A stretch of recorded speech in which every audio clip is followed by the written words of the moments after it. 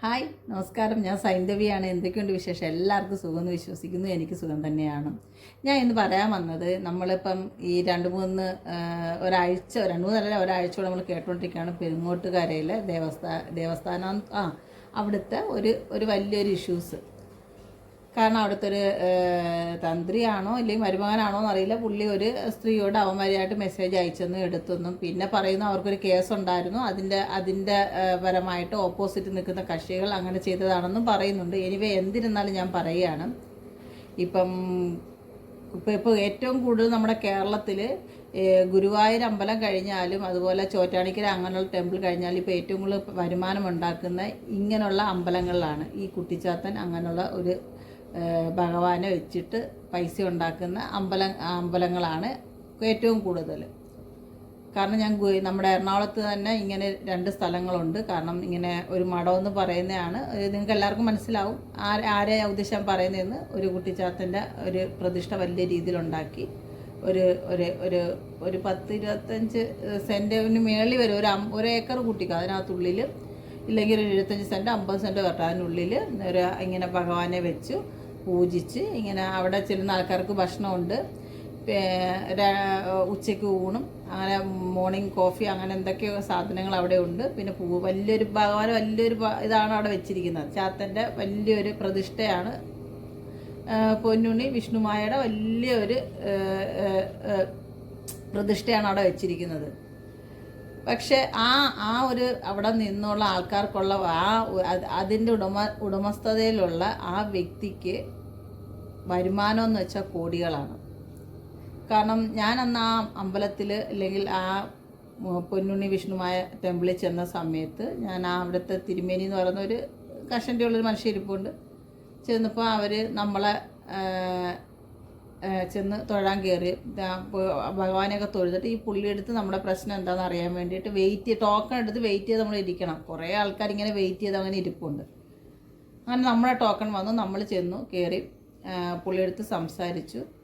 അന്നേരം നമ്മൾ ഉടുത്തിരിക്കുന്ന സാരിയുടെ എന്താണെന്ന് നമ്മൾ ചോദിച്ചു. ഞാൻ അന്നൊരു പച്ച സാരിയാണ് ഉടുത്തിരുന്നത്. അന്നേരം പുള്ളി പച്ച സാരിയാണ് ഉടുത്തിരിക്കുന്ന, കഷ്ടകാലമാണ് ഇത്, മുസ്ലിം വേദം അനുസരിച്ച് പച്ച സാരി നമ്മൾ ഹിന്ദുക്കൾക്ക് ഇതാണ്. എന്നോട് സത്യം പറഞ്ഞ കാര്യമാണ് പറയുന്നത്.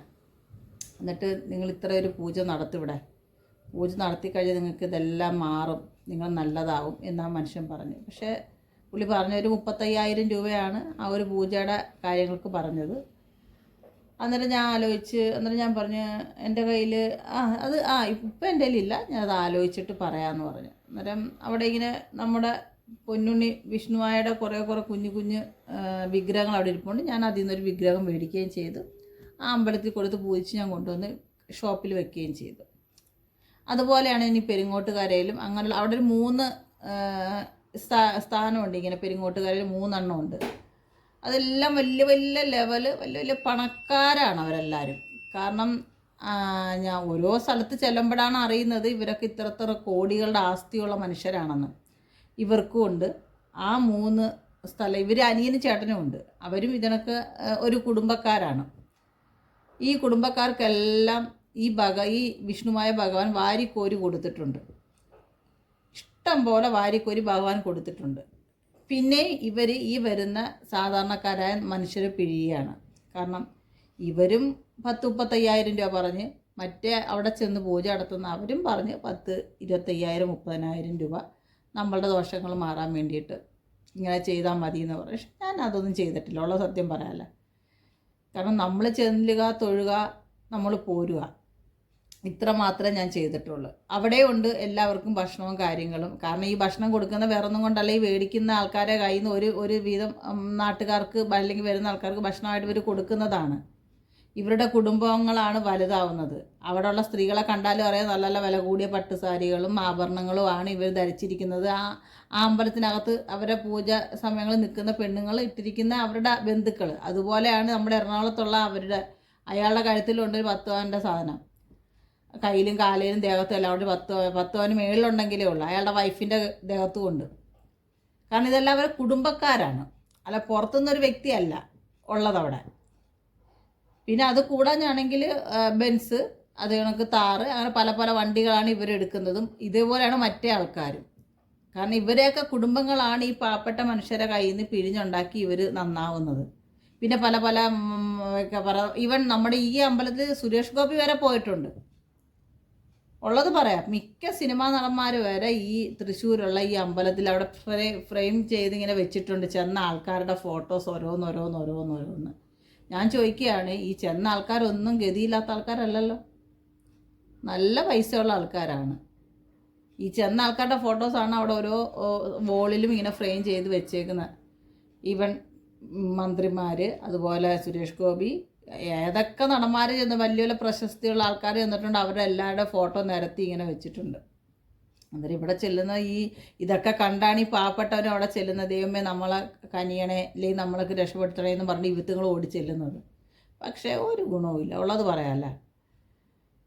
കാരണം ശക്തി എന്ന് പറയുന്നത്, ഞാൻ വിശ്വസിക്കുന്നത് ദൈവങ്ങൾക്ക് ശക്തിയില്ല, നല്ല ശക്തിയുണ്ട്. നമ്മൾ രാവിലെ ഉറക്കം എണീച്ച് പ്രപഞ്ചത്തെ കാണുന്നു, അതും ഒരു ശക്തി തന്നെയാണ്. സൂര്യൻ അസ്തമിക്കുന്നു, അതും ഒരു ശക്തി തന്നെയാണ്. എല്ലാമാണ്. നമ്മുടെ വീട്ടിൽ നമ്മൾ ഒരു നേരം ഒരു വിളക്ക് വെറ്റിച്ച് ദൈവത്തോട് പ്രാർത്ഥിക്കുകയാണെങ്കിൽ അതിൽ കൂടുതൽ ശക്തി വേറെ ഒന്നിനുമില്ല. നമ്മുടെ മുമ്പിലാണ് അവരിയ്ക്കുന്നത്. അതായത് നമ്മൾ അവരെ പ്രാർത്ഥിക്കാതെ അവരെ തേടി വേറുള്ള സ്ഥലങ്ങളിൽ ചെന്ന് ലക്ഷക്കണക്കിന് പൈസ ചിലവാക്കിയിട്ട് എന്താ കാര്യം സാധിക്കാനുള്ളത്? ഒന്നുമില്ല. പിന്നെ ഇതൊരു പ്രമോഷന് വേണ്ടിയിട്ടാണ് ഇവർ ഈ കണ്ട ആൾക്കാരെല്ലാം വിളിച്ച്, ഈവൻ പല സീരിയൽ നടിമാരും ഈ ആങ്കർ ചെയ്യുന്ന പെണ്ണുങ്ങൾ വരെ ചെന്ന് ഭയങ്കര ഭക്തിയോടെ തൊഴുത് അവിടുന്ന് വിഷ്ണുമായ ഭഗവാന്റെ പിന്നെ പ്രതിഷ്ഠയും മേടിച്ചുകൊണ്ട് പോകുന്ന പല പെണ്ണുങ്ങളെയും വീഡിയോയിൽ കണ്ടിട്ടുണ്ട്. അതൊരു എന്താ പറയുക, അതൊരു ഈ ആൾക്കാരെ വിളിച്ചവിടെ വരുത്താനുള്ള ട്രാപ്പിംഗ് ആണ് ഇവർ ചെയ്യുന്നത്. പക്ഷേ അതുപോലെ പല രീതിയിലുള്ള മനുഷ്യ ദൈവങ്ങളും നമ്മുടെ ഈ നാട്ടിലുണ്ട്. ഇതൊക്കെ ഭയങ്കര ഫേക്കാണെന്നേ ഞാൻ പറയത്തുള്ളൂ. കാരണം ഒരു മനുഷ്യന് ഒരിക്കലും ദൈവമാവാൻ പറ്റത്തില്ല, അത് 100% ഉറപ്പുള്ള കാര്യമാണ്. നമ്മളുടെ തലയിലെടുത്ത് ഒരു മനുഷ്യന് ഒരിക്കലും ചിന്തിക്കാൻ പറ്റത്തില്ല. എങ്ങനെ അവർ നമ്മുടെ തലയിലെടുത്ത് അവർക്ക് വരയ്ക്കാൻ പറ്റുന്നത്? ഒരിക്കലുമില്ല. അത് ദൈവം വരച്ച് നമ്മളെ ഇങ്ങോട്ട് ഭൂമിയിലോട്ട് ജനിപ്പിച്ച് വിട്ടിട്ടുണ്ട്. നമ്മുടെ ജീവിതത്തിൽ നമ്മൾ എന്തെല്ലാം കഷ്ടങ്ങൾ അനുഭവിക്കണം, എന്തെല്ലാം കാണും. പിന്നെ അമ്പലങ്ങളിൽ പോകുന്നത് നമ്മുടെ മനസ്സിൽ ആ ഒരു സമയം ആ ഒരു സ്ഥലത്ത് ഭയങ്കര ചൈതന്യമാണ്. കാരണം ഞാൻ പൂർണ്ണത്രേശൻ്റെ സ്ഥിരം പോകുന്നൊരു വ്യക്തിയാണ്. നമ്മൾ ആ അമ്പലത്തിനകത്ത് കാലെടുത്ത് വെച്ച് അകത്ത് കയറി കഴിഞ്ഞാൽ പിന്നെ നമ്മൾ ഒന്നിനെക്കുറിച്ചും ചിന്തിക്കില്ല, ഒരു കാര്യങ്ങളും. പിന്നെ നമുക്കൊരു എന്താ പറയുക, ആ അമ്പലത്തിനകത്ത് കയറി കഴിയുമ്പോൾ നമുക്ക് മനസ്സ് സമാധാനമാണ്. ആ അന്തരീക്ഷം അങ്ങനെ ഒരു ചൈതന്യമുള്ളതാണ്. അതാണ് നമ്മൾ പ്രതീക്ഷിക്കുന്നത് ദൈവം ഉണ്ടെന്ന്. ഇപ്പം നമ്മൾ ഈ പെരുങ്ങോട്ടുകാരെ ചെന്നാലും അതിനുള്ളിൽ ചെന്ന് കയറും, ഭയങ്കര ആഡംബര സ്വർണ്ണമായ രീതിയിൽ എല്ലാം ചെയ്തു വെച്ചിരിക്കുന്നു. ശരി, എല്ലാം ഉണ്ട്. ഒരിക്കലും നമ്മളവിടെ ചെന്ന് മനസ്സുരുക്കി ദൈവത്തിനോട് പ്രാർത്ഥിക്കും, എനിക്ക് നല്ലതായിരുന്നു അറിയില്ല, എനിക്ക് ഒന്നും തന്നതായി എനിക്കൊരു ഓർമ്മയില്ല. ഉള്ള സത്യം ഞാൻ പറയാണ്. ഞാൻ പ്രാർത്ഥിച്ച കാര്യങ്ങളൊന്നും അവിടെ നടന്നിട്ടില്ല. അതുകൊണ്ടൊന്നും അല്ല ഞാൻ പറയുന്നത്, ഒരു കാര്യങ്ങളും അല്ല. വിഷ്ണുമായ എന്ന് പറയുന്ന ഒരു ശക്തി ഉണ്ടെങ്കിൽ അത് വിളിക്കുന്ന എല്ലാ മനുഷ്യൻ്റെ ഉള്ളിലും ചെന്ന് പെടും. അല്ല ഭഗവാന് കോടിക്കണക്കിന് പൈസ കെട്ടണം, ഇല്ലെങ്കിൽ കോടിക്കണക്കിന് പൂജ നടത്തണം എന്നൊന്നും അവിടെ ഇല്ല. നമ്മളെ കൊണ്ട് പറ്റുന്ന രീതിയിൽ ഒരു നേർച്ച, അവിടുത്തെ ഭണ്ഡാരത്തിൽ കൊണ്ടുവന്ന ആൾക്കാർ സ്വർണവും കാര്യങ്ങളെല്ലാം ഇടുന്നത്. ഇത് ഭഗവാനല്ല ഇതിൻ്റെ ബെനിഫിറ്റ് ഉൾക്കൊള്ളുന്ന അവിടെ ഉള്ള അതിൻ്റെ കുടുംബക്കാരും അതിലുള്ള വ്യക്തികളുമാണ്. അവർ സാരി, ആഭരണം, കാറ്, ബെൻസ് അല്ലെങ്കിൽ അതിൻ്റെ ആഭരണങ്ങൾ മേടിച്ചിട്ട് അവർ ചമഞ്ഞ് നടക്കുന്നുണ്ട്. അതുപോലെയാണ് ഇങ്ങനെയുള്ള കുട്ടികൾ കുറേ ആൾക്കാരുണ്ട് ഇങ്ങനത്തെ ഈ ഒരു നാടകം കൊണ്ട് ഇറങ്ങിയിരിക്കുന്നത്. ഈ നാടകം തന്നെയാണ് ഉള്ളത്. പറയാം, മനുഷ്യനെ പറ്റിക്കാന്നുള്ളത്, സാധാരണക്കാരെ പറ്റിക്കാനുള്ള ഒരു വലിയ ഒരു തൊഴിലാണിത്. അല്ലാതെ ഈ പണക്കാർ ഇതിലൊന്ന് പെടുന്നുണ്ട്, അത് വേറെ സത്യം. പക്ഷേ ഏറ്റവും കൂടുതൽ ഇത് ചെന്ന് ആൾക്കാർ, ഈ പാവപ്പെട്ടവനാണ് ഏറ്റവും കൂടുതൽ ചെന്ന് കൈയെടുത്ത് ഇല്ലാത്ത പൈസ വെപ്പിച്ച് ആ ഭണ്ഡാരത്തിൽ കൊണ്ടിട്ട് ആ പൂജയും കാര്യങ്ങളും എല്ലാം ചെയ്യുന്ന സാധാരണക്കാരനാണ്. ഉള്ളവൻ ചെല്ലും തൊഴും അവർക്കൊരു ഇതും കൊടുത്ത് വിടും. പക്ഷേ സാധാരണക്കാരനെ പിഴിയുന്ന പിഴിച്ചിലാണ് ഒരു വല്ലാത്ത പിഴിച്ചിൽ. ഒരു പൂജയ്ക്ക് 40,000-50,000 രൂപയൊക്കെയാണ് പറയുന്നത്. ഈ പാവം പിടിച്ചവന്മാരെന്ത് ചെയ്യും? ഓടിച്ചെന്ന് എവിടെയെങ്കിലുമൊക്കെ ഭാര്യയുടെ കെട്ടുതാലി വരെ പണയം വെച്ച് കൊണ്ടുവന്ന് നടത്തും. കാരണം ഈ തൃശ്ശൂർ, നമ്മുടെ ഈ എറണാകുളത്തുള്ള ആ ടീം എന്നോട് പറഞ്ഞ 35,000. കാരണം അന്നൊരു ഹസ്ബൻഡ് വൈഫും ഉണ്ടായിരുന്നു. അങ്ങനെ ഞാൻ ആലുവയിൽ നമ്മുടെ ആലുവയിൽ ഇതിൻ്റെ പിന്നെ വാവിൻ്റെ അന്ന് ഞാൻ പോകുന്ന സമയത്ത്, ശിവരാത്രിക്ക് ഒന്ന് പോകുന്ന സമയത്ത് ഞാൻ അവിടെ ഇരുന്ന ഒരു ഹസ്ബൻഡ് വൈഫിനെ ഞാൻ അവിടെ വെച്ച് കണ്ടു. അന്നേരം അവർ എവിടെ കൊല്ലം ഇങ്ങോട്ട് വരുന്ന സൈഡിൽ എവിടെയുള്ളൊരു വീട്ടിലാണ്. സ്ഥലത്തുള്ളവരാ. അവരെന്നോട് പറഞ്ഞ് അന്ന് ഞാൻ ചേച്ചി ആ പോയിട്ട് ചേച്ചിയുടെ കാര്യം നടന്നു ഇല്ല, പക്ഷേ എനിക്കത് വിശ്വാസമായില്ല. കാരണം അവർ ചോദിച്ചത് ഇത്രയും രൂപയാണ്. ഞാൻ പറഞ്ഞു ഞങ്ങളോടും ചോദിച്ചത് ഇത്രയും രൂപയാണ് അവർ ചോദിച്ചത്. കാരണം അവർ ഈ ഒരു പൂജ ചെയ്യുന്ന ഒരു 10, 35, 40 പേരുടെ കയ്യിൽ നിന്ന് 25,000, 30,000 രൂപ വെച്ചിട്ടാണ് ഈ പൂജയെന്ന് പറയുന്ന ഒരു സാധനം അവരവിടെ ചെയ്യുന്നത്. കാരണം അവർക്ക് ആ പൂജ ചെയ്യുന്ന സമയത്ത് അവർക്ക് ആവുന്ന മാക്സിമം പോയാൽ ഒരു 70, 75,000 രൂപ. ബാക്കി ഇത്ര പൈസ അവരെ വെട്ടിയിലാണ് വീഴുന്നത്. അവർക്ക് ആഡംബരം കാണിക്കാനുള്ള പൈസയാണ്. അവരിത് വെച്ചിട്ടാണ് ഈ നാടായ ഇന്ത്യക്ക് പുറത്ത് പോവുകയും നാട് മൊത്തം കറങ്ങുകയും കണ്ട റീൽസ് ഇടുകയൊക്കെ ചെയ്യുന്നുണ്ട്. നിങ്ങൾക്ക് കാണാം അവരെ റീൽസൊക്കെ. ഇങ്ങനെയുള്ള അമ്പലങ്ങളെല്ലാ ആൾക്കാരും പുറം രാജ്യത്ത് പോയി അത് ചെയ്യുന്നതൊക്കെ ഈ സാധാരണക്കാരനെ പിഴിഞ്ഞുണ്ടാക്കിയ പൈസ അല്ല. ഇവർ വേർപ്പ് വെച്ച് അധ്വാനിച്ച പൈസ കൊണ്ടല്ല. ഈ സാധാരണക്കാരുടെ സങ്കടങ്ങൾ ചെന്ന് ദൈവത്തോട് പറയാൻ കൊടുക്കുന്ന പൈസ ഇവരങ്ങ് കൈക്കലാക്കി ഇവരങ്ങ് കറങ്ങും. ലോകം മൊത്തം ചുറ്റും. അവരെ മക്കളും അവരെ ഭാര്യമാരും അവരെ കുടുംബവും നന്നാവും. അല്ലാതെ ഇതുകൊണ്ട് വേറെ ഒരു ഗുണവും കിട്ടാൻ പോകുന്നില്ല. ഉള്ളത് പറയാം. ദൈവത്തെ ഓർത്ത് ഇങ്ങനെയുള്ള സ്ഥലങ്ങളിൽ പോയാൽ പ്രാർത്ഥിക്കുക. അല്ല പോകണ്ടെന്നൊരിക്കലും ഞാൻ പറയത്തില്ല, പോവുക. നമ്മൾ 10 പൈസ അവിടെ ചിലവാക്കരുത്. നമ്മുടെ പൈസ കൊണ്ടല്ല അവിടെ ദൈവം ഇരിക്കുന്നത്. നമ്മൾ ആത്മാർത്ഥമായിട്ട് മനസ്സുരുക്കി ദൈവത്തോട് പ്രാർത്ഥിക്കും, ദൈവം ആ വിളി കേൾക്കും. അല്ലാതെ ദൈവത്തിന് 50,000, 25,000, 30,000 കൊടുത്തിട്ട് ദൈവത്തിനൊന്നും നേടാനില്ല. ഒരു കാര്യങ്ങളും നേടാൻ നമ്മുടെ പല അമ്പലങ്ങളിലും ഉണ്ട് ഇങ്ങനത്തുള്ള പ്രവണതകൾ കേട്ടോ. ഞാൻ എടുത്തു പറയുന്നില്ല, പല അമ്പലങ്ങളിൽ ഞാൻ പോയിട്ടുണ്ട്. ആ അമ്പലങ്ങളിലെല്ലാം ഇങ്ങനത്തെ പൈസയുടെ പുറത്ത് നിൽക്കുന്നുണ്ട്. പിന്നെ ഞാനിവിടെ ഞാൻ ആ ഒരു രീതി ഒന്നും കാണാത്തത് നമ്മുടെ എവിടെയാണെന്ന് വെച്ചാൽ നമ്മുടെ വടക്കനാഥൻ്റെ അടുത്ത്. അയ്യോ, അങ്ങനൊരു കാര്യമേ ഇല്ല. ചെല്ലുക, ഭഗവാനെ തൊഴുക, പ്രസാദം മേടിക്കുക, തിരിച്ചു പോരുക. അല്ലാതെ അവിടെ ഇങ്ങനത്തെ ഒരു മെത്തേഡ് ഞാൻ ഒരിക്കലും കണ്ടിട്ടില്ല വടക്കനാഥൻ്റെ അടുത്ത്, തൃശ്ശൂർ വടക്കനാഥൻ്റെ. അല്ലാത്തുള്ള എല്ലാ അമ്പലങ്ങളിലും ഞാൻ കണ്ടിട്ടുണ്ട് ഇങ്ങനെയുള്ള പ്രവണത. പിന്നെ നമ്മുടെ പൂർണ്ണത്രേശ്യൻ്റെ അടുത്ത് ഞാനത് കണ്ടിട്ടില്ല കേട്ടോ. ഉള്ളത് പറയാലോ, പൂർണ്ണത്രേശ്യൻ്റെ അടുത്ത് കണ്ടിട്ടില്ല. അവിടെ ഇങ്ങനെ പൈസ കൊടുത്ത് ക്യൂ നിന്ന ഫ്രണ്ടിൽ കൊണ്ട് നിർത്തും, അങ്ങനെയൊന്നുമില്ല. പക്ഷെ അത് ഗുരുവായൂർ അമ്പലത്തിൽ അങ്ങനെ ഒരു പ്രവണതയുണ്ട്. നമ്മൾ പൈസ എടുത്ത് ടോക്കൺ എടുത്ത് നമ്മളെല്ലാവരെക്കാട്ടി ഈ യാത്ര എന്ന് വെച്ചാൽ ക്യൂ നിൽക്കാതെ മുമ്പേ ചെന്ന് കയറിപ്പോയി ഭഗവാനെ കണ്ട് തൊഴാം. പക്ഷെ ആ ഒരു പ്രവണതയോടൊന്നും ഞാൻ ഒരിക്കലും യോജിക്കുന്നൊരു വ്യക്തിയല്ല. ഭഗവാനെ കാണാൻ ആര് വന്നാലും ക്യൂ നിന്ന് തന്നെ ഭഗവാനെ കാണുക. അവരെ പോലെയല്ലേ എല്ലാ മനുഷ്യരും. കാരണം ഒരു 100ൻ്റെ നോട്ടോ ഇല്ലെങ്കിൽ 500ൻ്റെ നോട്ടോ എടുക്കാനില്ലാത്തവനായിരിക്കുമല്ലോ വന്ന് ഈ ക്യൂയിൽ നിൽക്കുന്നത്. ഉള്ളവനല്ലേ ഇതെല്ലാം കൊടുത്തിട്ട് നേരെ ചെന്ന് കയറി ഭഗവാനെക്കാട്ടി വലിയവനായിട്ട് ചെന്ന് കയറി നിന്ന്. അങ്ങനെ എന്തിനാണ്? ഭഗവാനെ തൊഴാൻ വരുന്നവർ ക്യൂ നിന്ന് തൊഴുത് കയറിപ്പോയി ഭഗവാനെ കാണുക. അല്ലാതെ 100ഉം 1000ഉം കൊടുത്തിട്ട് ചെന്ന് ഭഗവാനെ കാണുന്നത് പിന്നെന്തിനാ ഇവർക്ക് വീട്ടിൽ ഇരുന്നാൽ പോരെ? പിന്നെ VIP ഒരു സ്ഥലം, അല്ലാത്തവർക്കൊരു സ്ഥലം, അങ്ങനെയൊന്നുമില്ല. VIP അങ്ങനെയൊന്നുമില്ല. എല്ലാവരും ദൈവത്തിനെ കണ്ട് ഗുരുവായൂരപ്പനെ കണ്ട് പ്രാർത്ഥിക്കാൻ വരുന്ന ആൾക്കാരാണ്. അവർക്ക് എല്ലാവർക്കും ഒരേ മെത്തേഡ് കൊടുക്കുക. അല്ല VIP വരുമ്പോൾ ഇത്രയും ആൾക്കാർ നിന്നവരെ മാറ്റി നിർത്തിയിട്ടാണ് VIP കയറ്റി വിടുന്നത്. ഇവരങ്ങോട്ട് ചെന്ന് മുമ്പേ അങ്ങോട്ട് പറഞ്ഞാൽ ഭഗവാൻ അങ്ങ് കേൾക്കുമോ? ഒരിക്കലും ഇല്ല. എന്നിട്ട് ഭഗവാന്റെ ഭക്തരാണ് പുറത്ത് നിൽക്കുന്നത്. അതൊന്നും ഒരു പ്രശ്നമല്ല.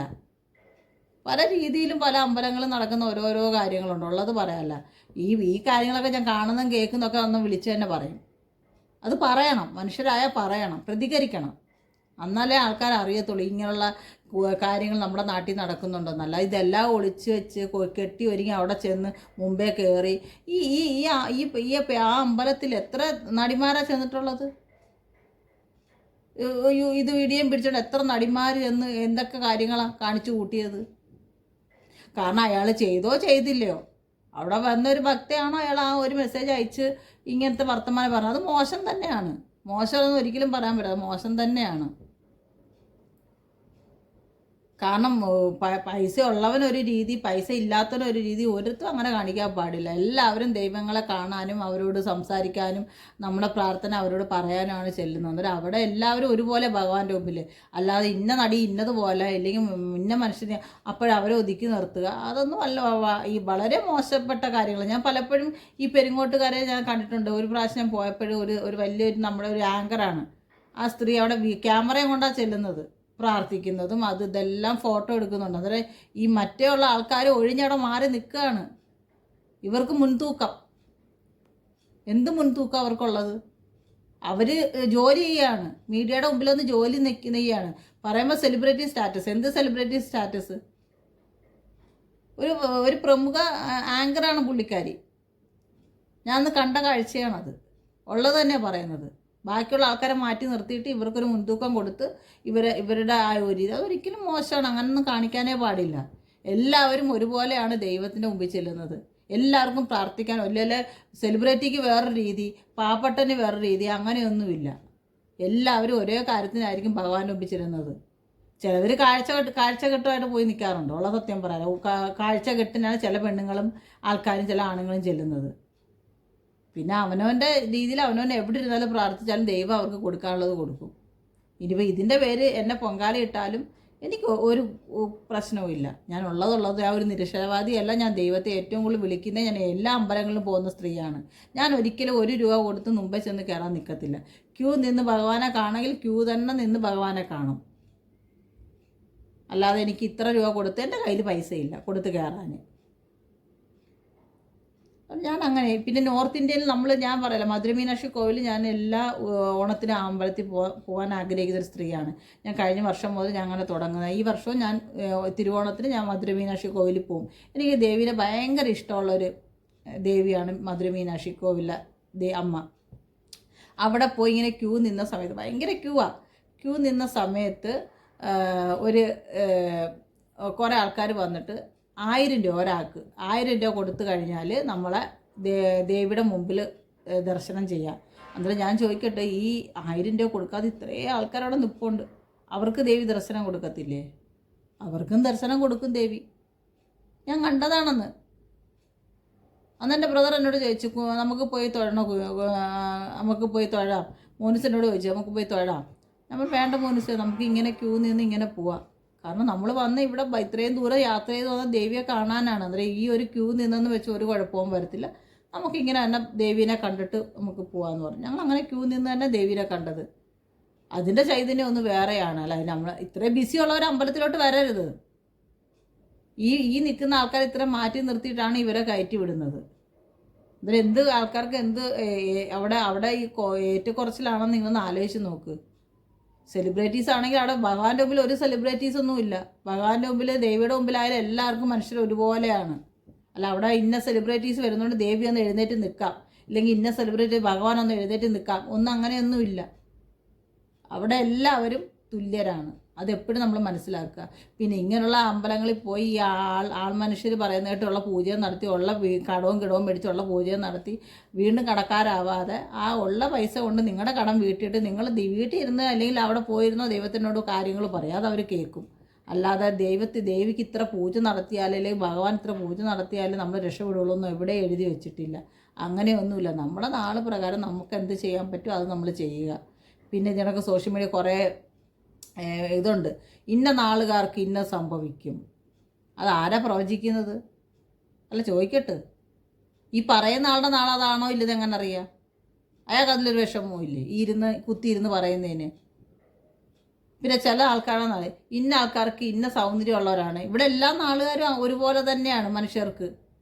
അല്ല, ഇന്ന നാളുകാരുണ്ടായാലും ഇന്ന ആൾക്കാർക്ക് കയറിപ്പോവും, ഇന്ന നാൾ താഴോട്ട് പോകും, അങ്ങനെയൊന്നുമില്ല. മനുഷ്യൻ്റെ കയ്യിലിരിപ്പും സ്വഭാവം പോലെ ഇരിക്കും അവരുടെ ജീവിത രീതി മുന്നോട്ട് പോകുന്നത്. ഉള്ളത് പറയാം.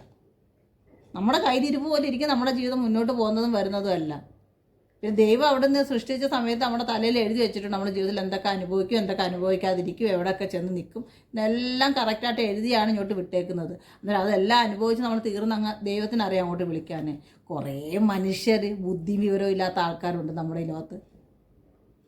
ഓടിപ്പോവും ജ്യോത്സ്യം നോക്കാൻ. എന്ത് കാര്യത്തിന് ജ്യോത്സ്യം നോക്കുന്നത്? എന്ത് കാര്യം സാധിക്കാനാണ്? അതേ കണക്ക് തന്നെ എൻ്റെ വീട്ടിൽ ചൊവ്വാദോഷമുള്ളവരുണ്ട്. എൻ്റെ മകൾക്ക് 7 ചൊവ്വയാണ്. അന്നേരം ഞാൻ പറയുകയാണ്, നമ്മുടെ ജീവിതത്തിൽ നമ്മൾ എല്ലാ കാര്യങ്ങളും വേണം, പക്ഷെ അതൊന്നിനും അഡിഷൻ ആവരുത്. അന്നിപ്പോൾ എനിക്ക് ഇത്രയേ ഉള്ളൂ ഗേസ് പറയാതെ. എല്ലാവരും സന്തോഷ സമാധാനത്തോടെ ഇരിക്കുക. അന്നേരം എന്താ പറയുക, ഇങ്ങനെയുള്ള കാര്യങ്ങൾ ആരും നോക്കാതിരിക്കുക. കഴിവതും നമ്മൾ ദൈവത്തിൻ്റെ അടുത്ത് പോയി നമ്മൾ പ്രാർത്ഥിക്കുക. അല്ലാതെ ആരും ഈ ലക്ഷക്കണക്കിന് കോടികൾ പൈസയൊന്നും കൊടുത്ത് ചിലവാക്കി പൂജകൾ നടത്താതിരിക്കുക. എനിക്ക് ഇത്രയാണ് നിങ്ങളോടൊന്ന് പറയാനുള്ളത്. അപ്പോൾ ഓക്കെ, ബൈ ബൈ, ടാറ്റ. നാളെ ഒരു പുതിയ വിഷയമായിട്ട് വരാം.